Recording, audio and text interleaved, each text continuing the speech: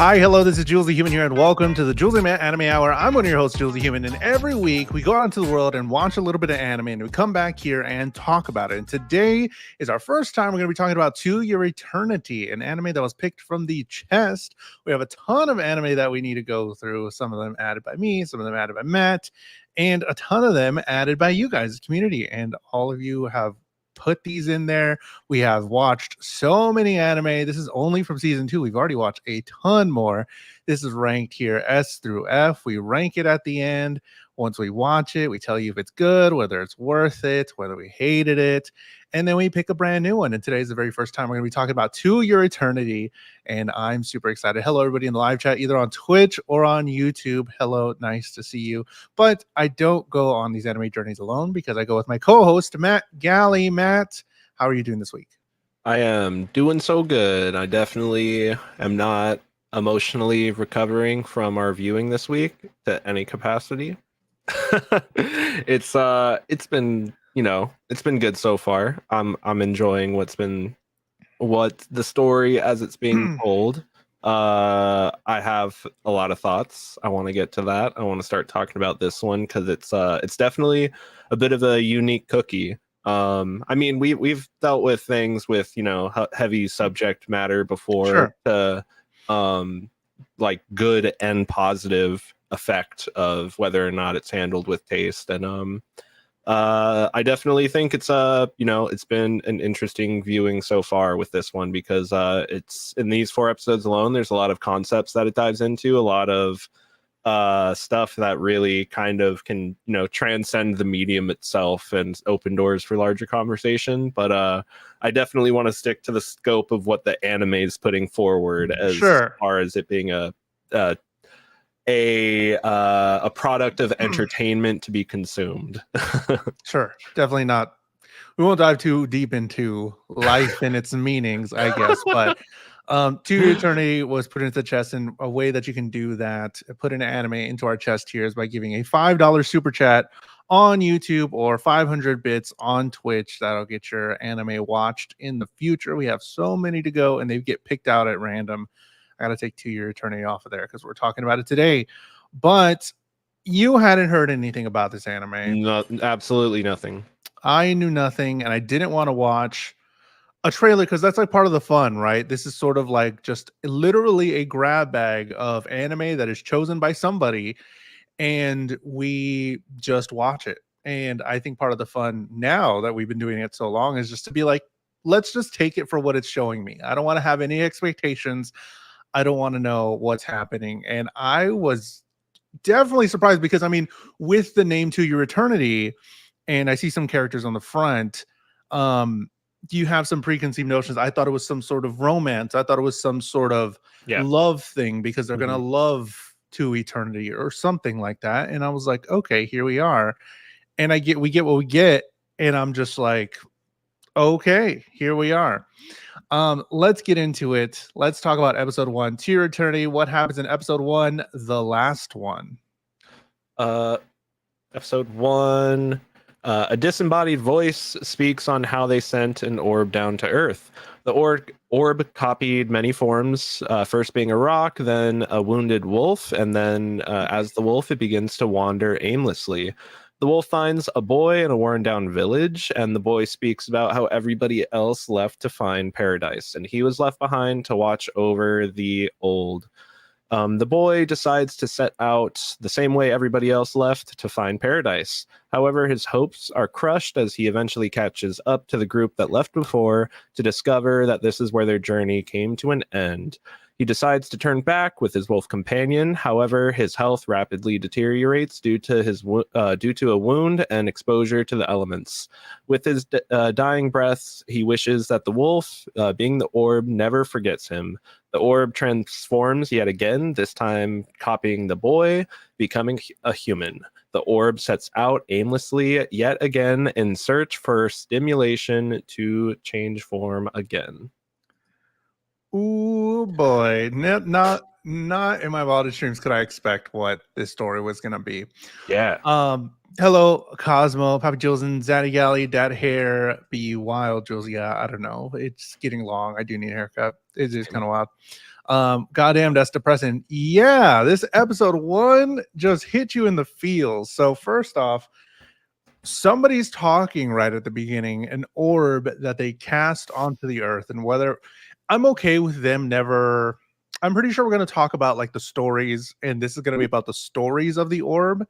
And I'm okay with never knowing who it is because I can just be like, it's some god, spiritual, and I'm fine with them setting it up that way for us to never find out who it is or for them to never come back. It's just usually in anime, I love it when they're like, this guy has a really hard head.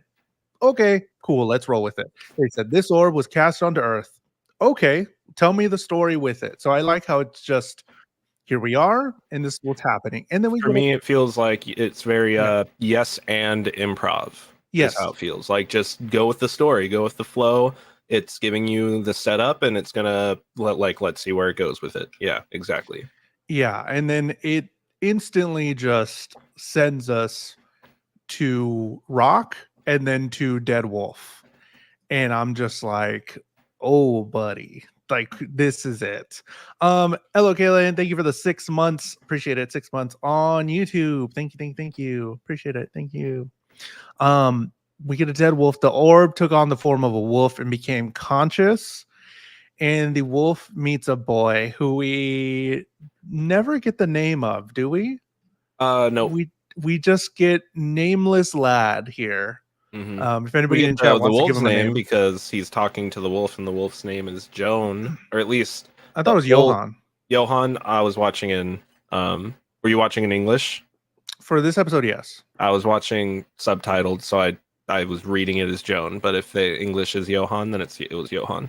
So we get Johan the wolf, who's actually an orb, and is not the wolf.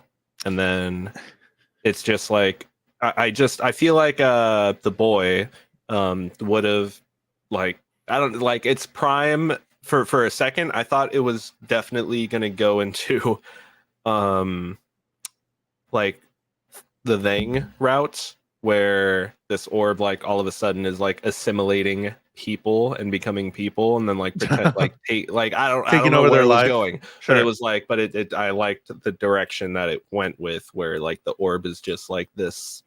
It's a shapeshifter, but it doesn't have any malicious intent because I feel like many times in media when we get the concept of the shapeshifter, it's usually because it's trying to like hide its presence for nefarious purposes. Sure. From what we know, the orb knows nothing. And it just knows that at the beginning, at least, it knows that it can change into something. Yeah.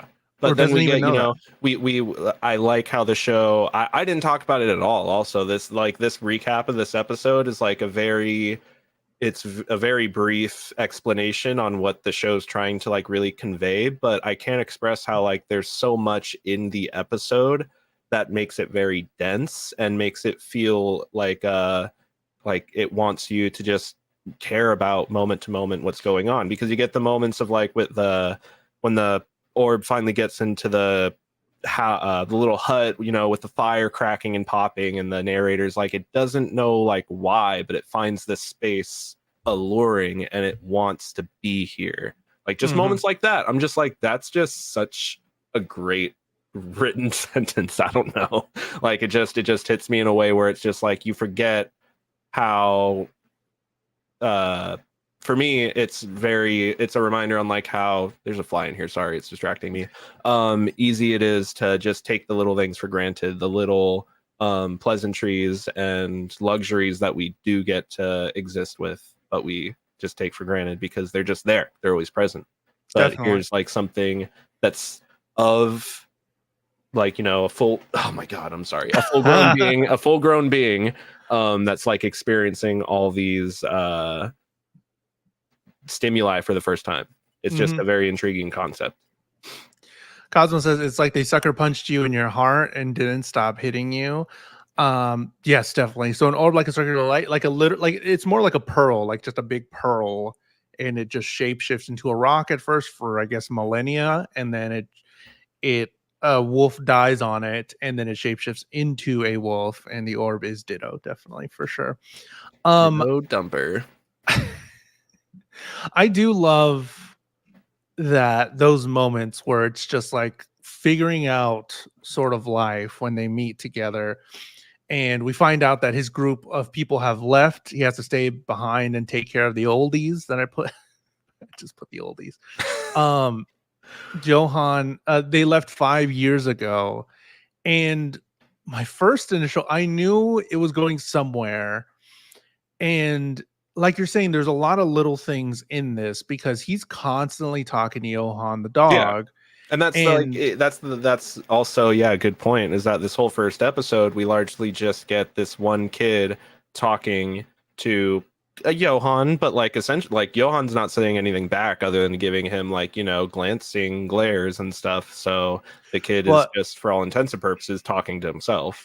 but I definitely feel like there was a break at the end of the episode, but like I definitely feel when I kept hearing him talk to the dog, I'm like, oh boy, he's going crazy. Like he's gone crazy. Like he's just talking and he's looking like, tell me what you think. And he's like, oh yeah, whatever. And I'm like, oh, this is scary. Cause I mean, of course, I'm sure I would be the same way probably if I Yeah. haven't seen anybody in 5 years. And it's like, in that type of a situation where you're just in a desolate tundra with nothing but you and your dog.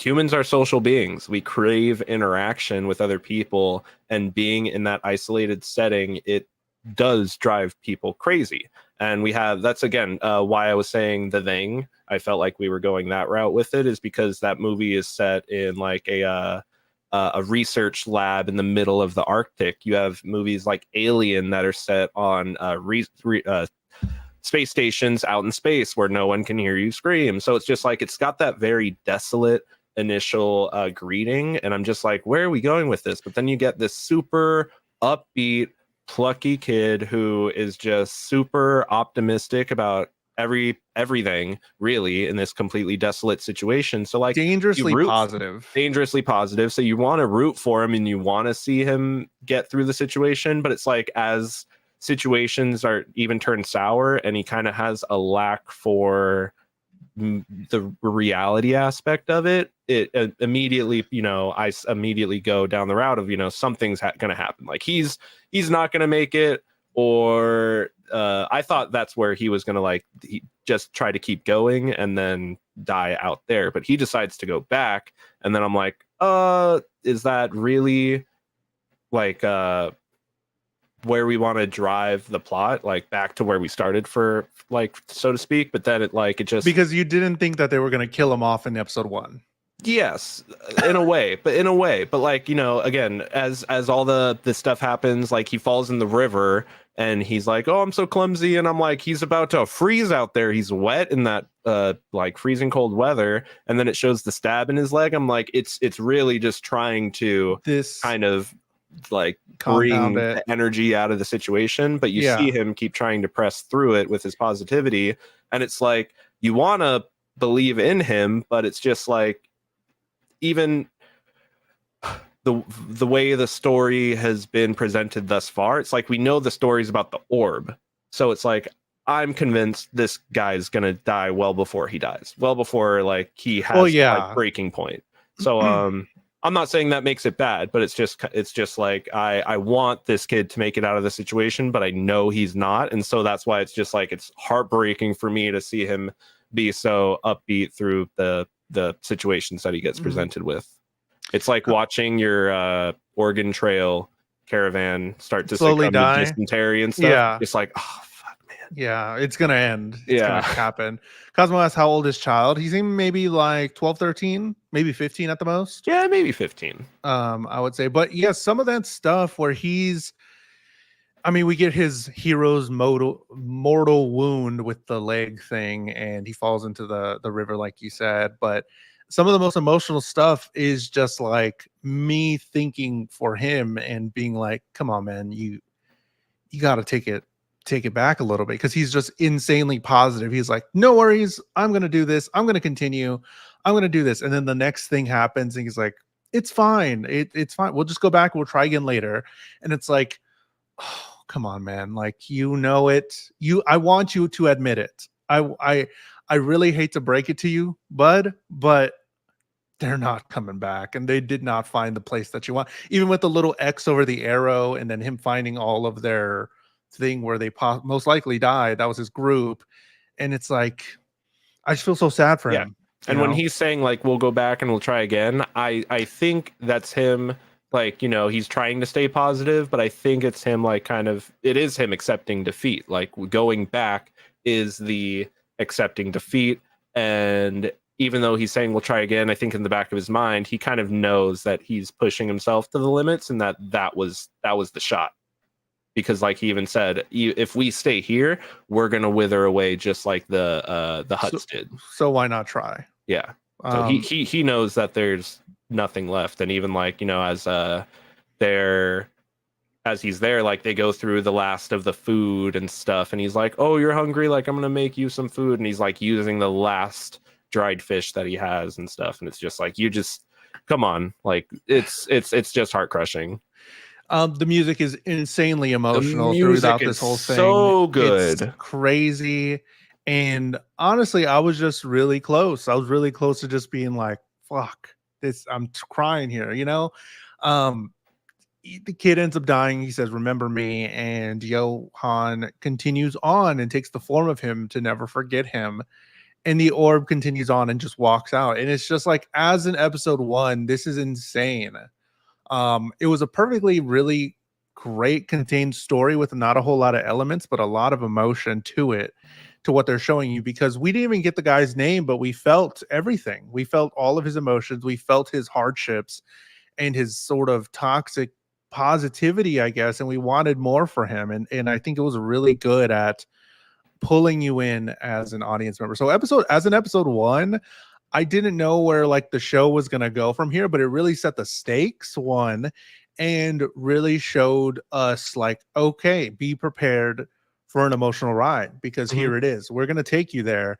And in episode 1, I feel confident that they're going to take me to somewhere where I'm going to feel things about people. Episode 2, we get into it. A rambunctious girl. What happens in episode 2? Wandering in one direction and dying many times, the orb finds its way into a lush forest. Quickly then being mauled by a bear, the orb dies again. We meet March and her pseudo older sister, Perona. Perona rushes March out of the village one day in an attempt to save her from a potential fate. The village is gathered up as all of the young girls are selected to be sacrificed to Oniguma, the god who brings peace. March throws a tantrum after being selected. However, her father asks her to behave, so she does. March escapes from the guards en route to the altar of sacrifice and meets the orb as it regenerates from another death. The guards flee in terror at the sight of this, and March finds herself intrigued following the orb. March attempts to teach it manners and later has a guilt nightmare about running away. And the next morning, she finds herself being followed by the orb, declaring that she is not its mommy. Not your mommy, you know? So one thing, it instantly answers the question that I had in my head. He gained consciousness, so therefore he's a human, and he was a wolf, and he has a wound. Would he die like his predecessor before him? And how did he make it out of that tundra space? Well, he did. And they prefaced, they were like, he made it out. And I'm like, okay, like what the fuck? Okay, Yeah. that's crazy. And then they're like, well, he died 6 times. And then it shows like insane, like gruesome deaths. And Yeah. I'm just like, oh, Yeah. this Because, is like, yeah, exactly. It's like, sure, so now we're done in the tundra and we want to move the story past that. We get him out of the tundra, sure, but narratively, how does that make sense if this kid's whole tribe and himself and his dog, because his dog ran away too and ended up getting wounded, how did all of them manage to not make it out and the orb did? Well, it's because the orb died. It yeah, did. a So bunch. And the if it orb is didn't, immortal. yeah, if it wasn't immortal, it wouldn't have made it. But it is immortal, so it did. And each time it regenerated, it took a little less long as the last time. So pain promotes growth. They did this whole explanation about it, and how death is just a change of state for the orb, and it takes less time to change states back to being the boy again, every single time. That's kind of crazy. So we get instantly like, okay, We have an immortal orb here, going through life, figuring it out. And the seventh death was by this huge bear. It looks insane, gets mauled to death, and it's there. We get the intro song in this episode. Really Which dope was the intro song. outro song in the last Yeah, episode as well. And yeah, it's real. I didn't skip it once. it's pretty good. This might be my favorite intro that we've Ooh, had on the show so far. For sure. okay. Look up To Your Eternity intro anime or So something to check it vibey, out. man. It's pretty vibey. We meet March, who is the little girl. We get Perona, who is their babysitter, sort of, I guess. Yeah. They don't really say that they're She connected just at says all. like thank you for always her parents, March's parents say thank you for always just looking after her. Mhm. And she's like, don't even worry about it. Their village was chosen by the Yanome people. Oh no, well, the village was chosen, and the Yanome people will offer an untarnished girl to their god Oniguma. So they go through this whole explanation of how this is great. This is a great thing to keep us safe, and this is what they're doing. And our village got chosen. And it's all just really they spend a lot of time on this. Like, you are gonna be sacrificed, little girl. And they spent a lot of Yep. time. I'm like, Child oh, sacrifice, episode 2. with this, with the blood, and I'm like, it's a little jarring because in this pretty story, there's like little scenes of just blood or death and just talk of these hard subjects. I'm like, ooh, this is kind of crazy. Hayase is the person that is taking March, and March leaves the village. March inevitably escapes thanks to Perona, and I called him Johan here because I guess he's still technically Johan, but he's the boy. Mm-hmm. Johan's there dead in the water, still acting like a wolf. How did you feel about all of these scenes where he still had his wolf inclinations here? He was still acting like a little wolf, eating food off the floor, playing fetch a little bit. I understand. Makes sense. It makes sense, and I understand what we're going for. I do think it lingered on the whole like fruit bit a little too long. It was I a don't lot. know, like it was just a little too long. Other than that, I thought it was fine. You know what I mean? But I was just like when she started crying, that's when I was just like, just sit up there and eat the fruit. Why are you going down there? And then like being surprised that he's smacking it out of your hand and you're just standing right in front of him. But I get it. It's for the bit. It's fun. It's silly. It's still being an anime, but so it's bringing a lighthearted balance to it, and I'd rather have that versus it be all, hey, we're sacrificing children and we live in a world where people die because they live in isolated tundras. We live in a society. I'm glad that we get a little bit of levity, and it comes through this, as the title says, this rambunctious child. Mm-hmm. How do you feel about March in this episode? I think it was pretty. She's definitely a child, and bro, she just kept yapping, and it was really funny. I like the way that she just kept on yap. What is that? Is that me? Yeah, you moving stuff or no? Okay. She just keeps on yapping, bro. And it's really funny. I didn't want to like March a whole lot because I usually don't like characters that just keep on talking, or people. But it kind of grew on me the way she's just like just looking up at him and just like talking. With how everything else is just so stoic and so bleak, and Johan just kind of doesn't give us a lot yet. I think it's necessary that we have a character like March that's just very expressive, because outside of her, the show mostly sticks to its formula and what it's doing. But with whenever March is involved, we get like the more breakaway anime, like that. Yeah, exactly, like that shot right there. Whenever March is around, we get more stuff like this, which I'm totally okay with. Mm-hmm. I'm okay with her being the light in the show until Johan, the orb, gains actual personality and consciousness, because right now it's funny to watch the orb develop. Like, I'm not saying that the orb is a bad character, but it doesn't have a lot of character yet.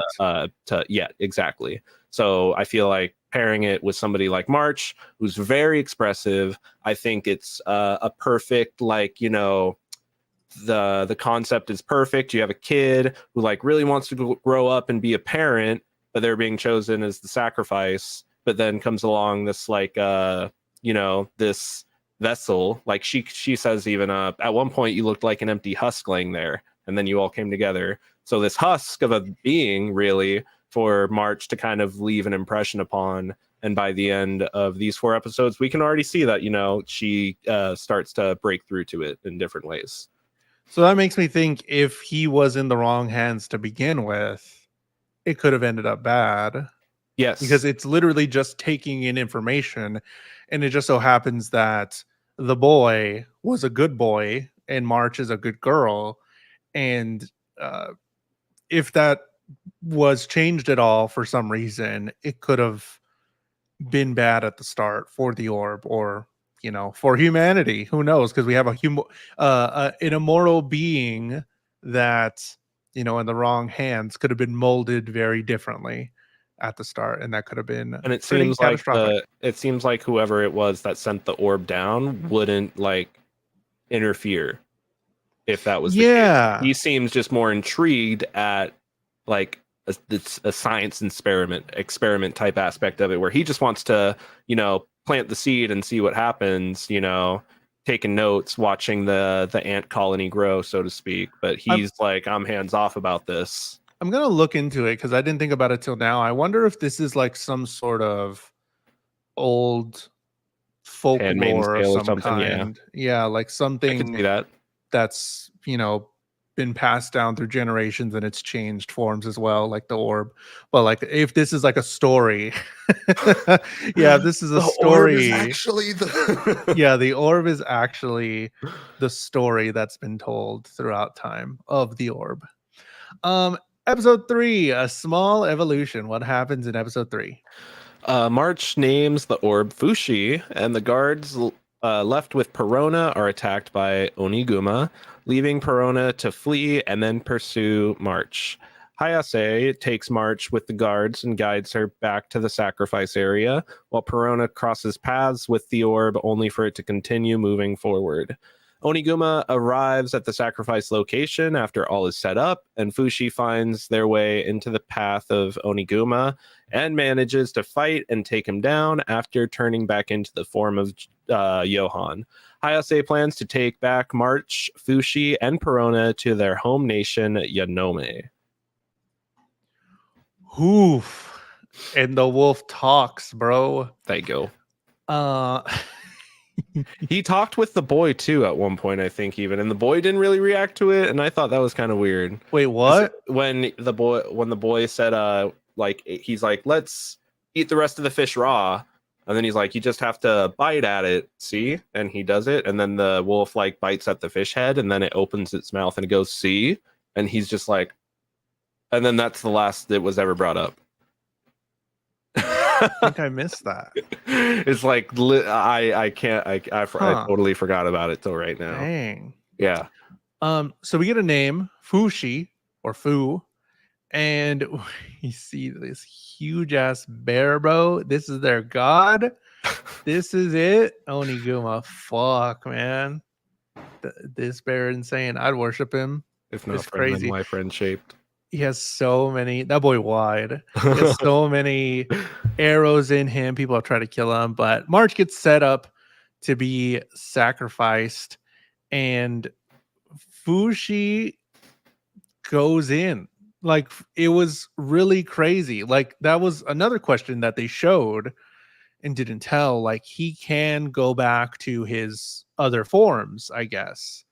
So at some point we should see Rock come back, apparently. Maybe. Rock will make an appearance. Definitely. Hello, Claire. Hello. But Fushi is just fighting a god here, I guess, and just keeps getting handled and is like, fuck it, bro. I'm coming back. I can come back. I'm immortal. Insane to protect March. With all like the bleak, like, let me knock you out, child, so that you can be sacrificed here.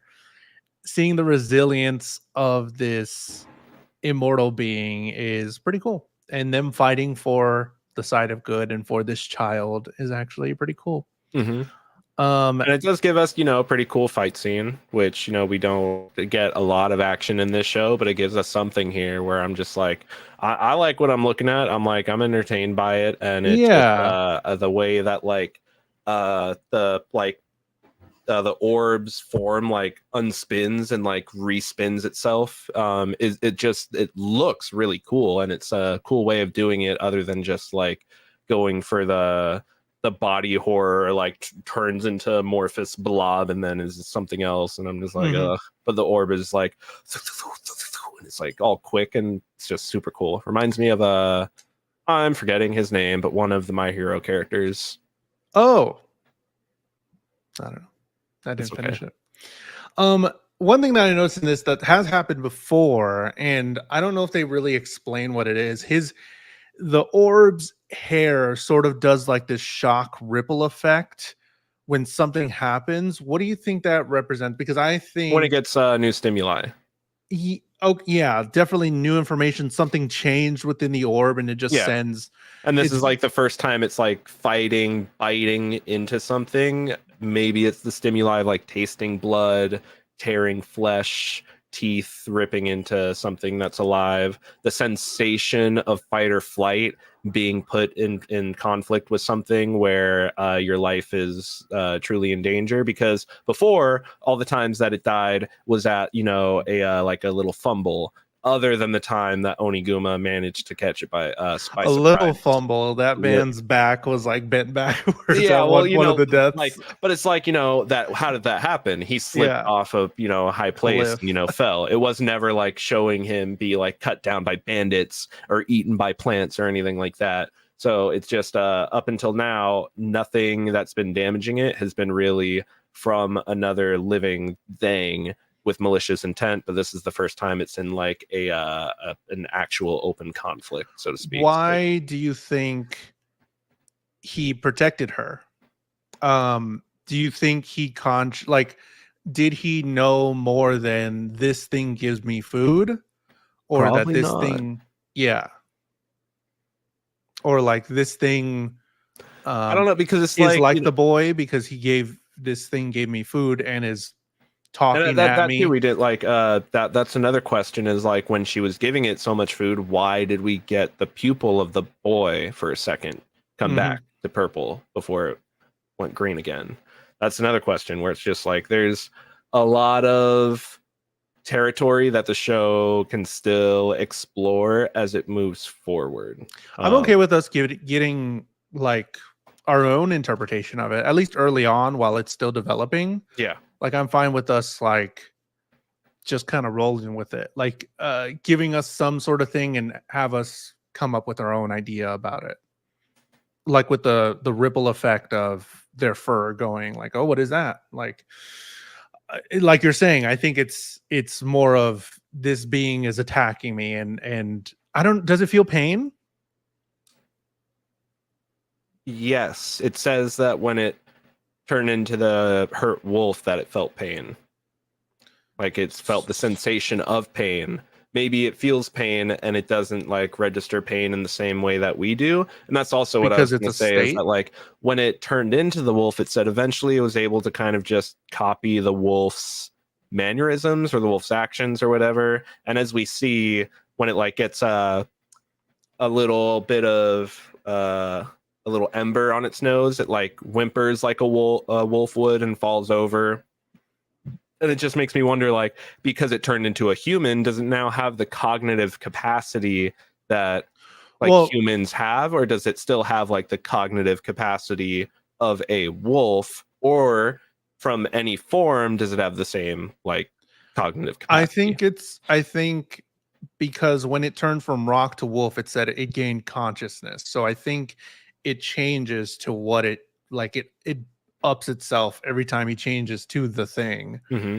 And then maybe now he has that human brain Yeah, in a form of when he speaking is a human human. brain when Yes. he's a human. So then I would think that like it transformed back into a wolf because its human form kept getting like Killed killed or hurt. by Oniguma, and it so it turns back into the wolf because it I think mainly because wants it's to try something else. faster, It's or like faster, yeah, can has better senses maybe, and and they're then like it. maybe my better senses will help. But why does it help her? I probably know. Yeah, probably just because the boy fed the wolf, and the wolf followed the boy because it did, and now because somebody else is feeding it, it starts to follow her in the same way that the boy taught it to like, and it said see, like now she teaches it to say thank you, so he starts saying thank you. Which is pretty wild. So he speaks, says thank you for the food. In English, it was a lot worse. I heard it in both because I switched over to Japanese. In English, it's like thank you for the food, and I was like, oh, this sounds like the dog from Full Metal Alchemist. Whenever they form dog and girl, whenever that episode 3, y'all know it. Y'all know it. It sounded like that, and I was like, oh, this gave me bad vibes because I'm looking at this and I'm like, oh no, we're back. Full We're Metal back. Alchemist. We're back to girl dog form. Fushi acquires more info throughout this whole thing, and we go on. So now they are being taken away because this is some sort of god. Hayase thinks this is something, and they're taking Oniguma back. So what happens in There, episode 4? A large. Oh, what's up? also, just last thing I wanted to say too. Like there, I guess I'm just looking for things to say, but there were just like a few parts in this episode specifically where like I don't know if the framing was just awkward, timing felt awkward, but like the whole idea that like right as she was like bring the gate up and then they start walking that way and then the orbs walking in, like that just felt a little awkward. What was that? Yeah, Like, okay, hold on. Let's play it out because I was like, what the fuck? Because they're walking away. The orb guy's walking in. They're looking down, and the orb guy's walking right next to him. And then the gate starts to close, and then she's like, and I'm like, he walked in front of you. Where were y'all? What were y'all doing? And she's like like, I thought what it is was this? a little funny, a little awkward, but it like Yeah. I was like, whatever, man. Like it gets into the arena, sure. Like Yeah. It was just, yeah. Thank you for bringing that up because I forgot about it. I was like, what the fuck? I was like, why is she acting that way? He walked right in front of you. What was that about? It was a little awkward framing. I don't know what they meant for that or what they meant for her to feel, but yes. episode 4, a large vessel. What happens in episode 4? Perona is shown to be dealing with guilt over one of her friends being sacrificed in the past while she hid in safety. The shaman that led the ritual to sacrifice March reveals she is also being held hostage and that those in power are desperate to hold on to such power. Fushi turns back into human form after dipping into some chilly water, and upon entering Yonome, Hayase drugs everyone and throws them into prison. Perona has a plan, however, to return to her tribes with proof of Oniguma's demise to end the ritual sacrifices, and March is chosen to care after Oniguma as Perona obtains a disguise to begin their escape attempt. Ooh, baby, it's an escape here. We're leaving. We get the flashback of Perona, who had someone she loves or really likes. I don't know if it was like it was a friend, I suppose, not a family member that got sent for the ritual. And the Yaname people want this group's land, so they do the ritual to keep them under their thumb a little bit. So, how do you feel in this instance where this shaman person that we saw was like, yeah, that's all fake.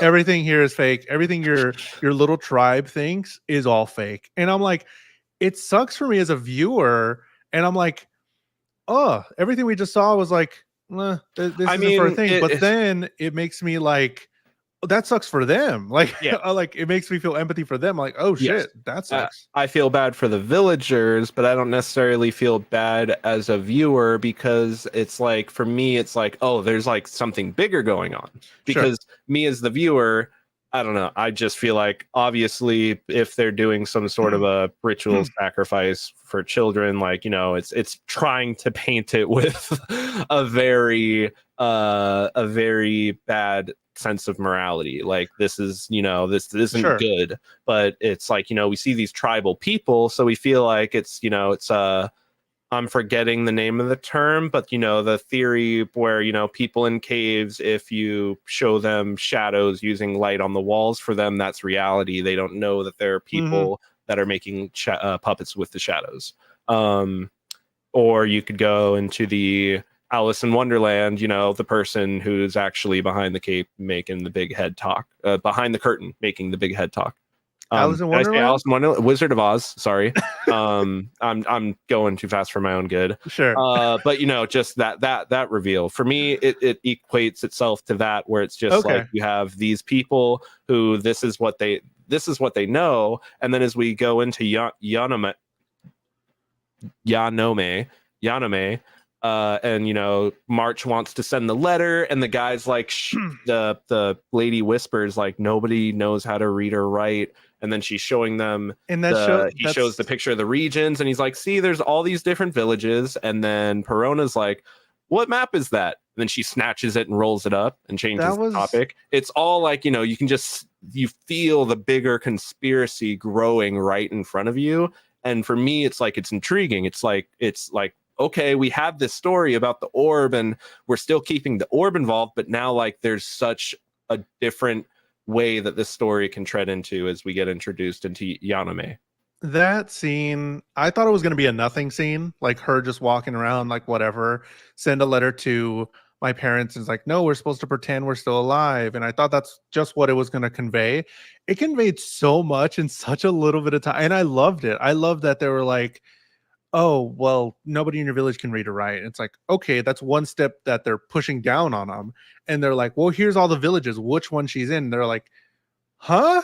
There's more? There's Yep. people. And they're like, that's another one that's just like, you're way down here and we're just keeping our thumb over you. And I was like, that's Exactly. so good. And they did it by showing us how far below those and people not are. just not Perona, the other one, ISA? Hayase, going like around and like putting those people down for being villagers or like talking smack about them. Like, she does everything to just totally put on a front that she's this, totally about the greater good, so to speak. But it's like, she knows what's going on. She's trying to keep the truth from being revealed to these people. And as soon as she like, Oniguma's killed, and you think like, oh great, the problem solved. Like, no, like nobody, that was the problem. We needed to make sacrifice to Oniguma. But she's like, nah, that's not good enough. Like, we're about to gather them up. We need to take them back. And right there, when she's like, we're gather them up and we're taking them back to Yanome, I'm like, yes, like, what's going on? I want to know what's going on. So that also brings a question.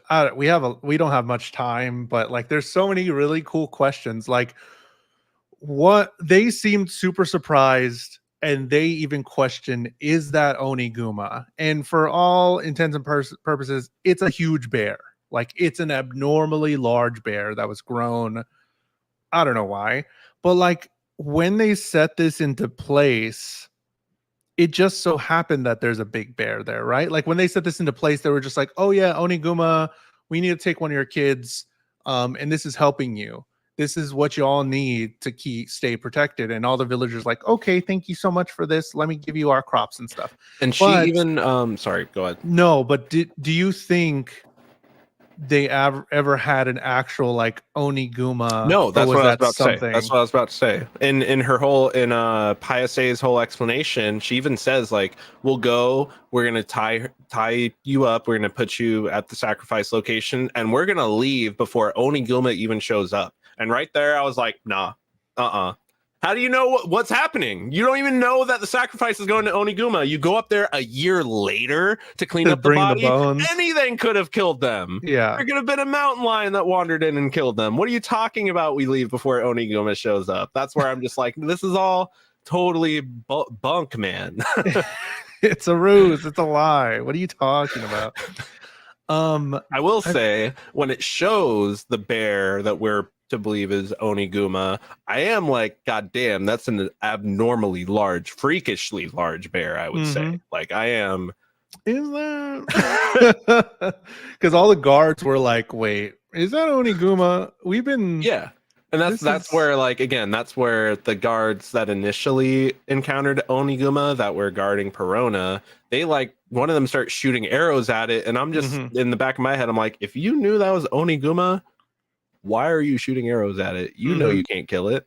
Run. You run. You tell them to run? No, you run. Why? Why them? Why are you shooting arrows that aren't gonna work?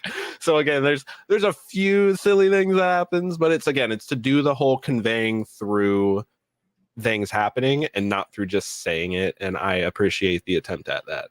Sure. Another really interesting question that I had in my head while I'm watching this. So during this time around there, we have Fushi, who and everybody else get a change of clothes, right?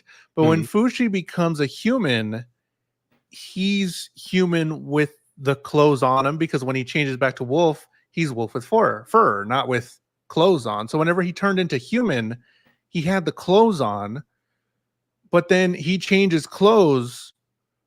So are the clothes a part of him? Because is that his body too? Because he clearly changed into something different here as the human. So I'm just like, I think like as he's turning into the human form, he's like recreating everything that was present with the human at the time, I guess. So it's just so he can create matter. Yes. Or turn existing matter into something else. Meaning he can change like his organic forms into an organic form and vice versa. It was just something that happened. They just wanted to give him new clothes, and I looked way too into it. I was like, wait, he changed clothes though? Hold on. Not a mountain out of a molehill. Yeah, that's the littlest things. I'm just like, what?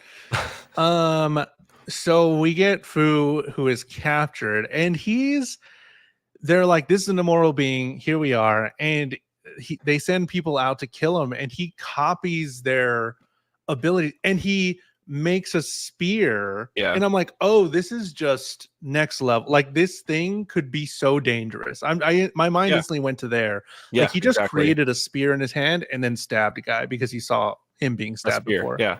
And then, but like, again, so like in that moment when he does that, and then the guy goes like, ow, it hurts. He has like a little head hinge, and then he starts on repeat. It hurts. It hurts. It hurts. It hurts. He die. He die. Which is like, he die. Yeah. He turns back into the wolf. He die. Which is very unsettling. There's just so many little things about the show that's like super unsettling, and like some scenes where I'm like, oh wow, and it's just interesting. I don't know what it is. Like, I don't know what this show is, because it's giving me a little bit of a lot. It's got an eeriness to it, I'd say. There is a lot of eerie to it. Hayase wants like, to use for me, like this feeling that something's just going to go wrong at all times. Hayase wants to use Fu for evil. They're kind of torturing Fu a little bit. Perona's plan, like you were saying, is to show her tribe that Oniguma is dead, that we don't have to do the ritual anymore. And there was this really weird scene. I forgot where it was. It was around this time, but there was a weird scene where it goes black, and then somebody says the vessel opened. Oh yeah, that's right. What was that? What does that mean? Who was like March was looking after Oniguma. Fu was like in wolf form near Oniguma, and Perona was like up on the railing, like mopping, and they all like stopped and like looked at each other. And then that's when that happened, I think. Yeah. And I don't know what that means.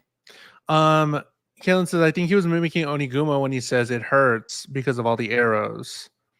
I think one of the guys says it hurts, didn't he? And Yes. then thank you When and the guy March that he fixed him stabbed up. with the spear.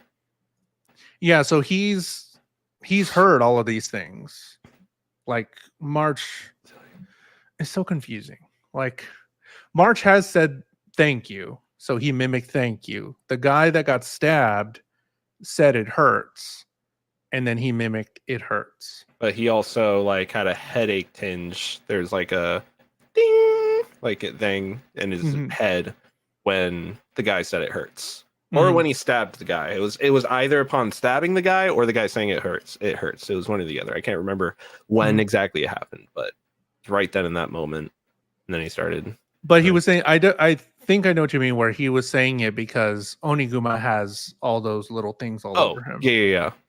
Maybe that's Um, why, because yeah, he started digging the hole outside of the cell into Oniguma's cell or whatever, which was like right next to each other, I guess. yeah. But whatever. So yeah, I maybe that's why he did that, because he feels Oniguma's pain. Maybe that's the vessel opening. Empathy is the thing that we were looking for here this The whole real time. to your eternity was the empathy we made along the way. They're escaping, they're leaving. Matt, how do you feel after 4 episodes? What are you thinking? What do you think about this anime so far? I mean, I enjoy the setup. If this has all been set up for the greater story that's about to happen, like I'm totally on board. If it's gonna remain in this kind of like air of the orb just keeps moving forward, so to speak, and encounters new people and new places, because that's what the boy wanted. He wanted to like go to new places and experience new things, talk to new Oh, people. So if that's what all this is like kind of a catalyst for, then I'm also okay with that. With this being just like the first stop on this adventure of different people and experiences that we have yet to see, which if the opening is anything to go off of, there is still a lot to see, because with this anime, we checked it out and we saw that the first season goes well past 12 episodes. So the we're doing 13 on this one, but I think it goes out to 20 on the first season alone or something like that. so So we are I'm not going sure to there's hit. a lot to see. There's a lot of story to be told. And I mean, this has so far been like a great engaging ride so far, with a very, thought provoking at times premise about it. How do you feel so far?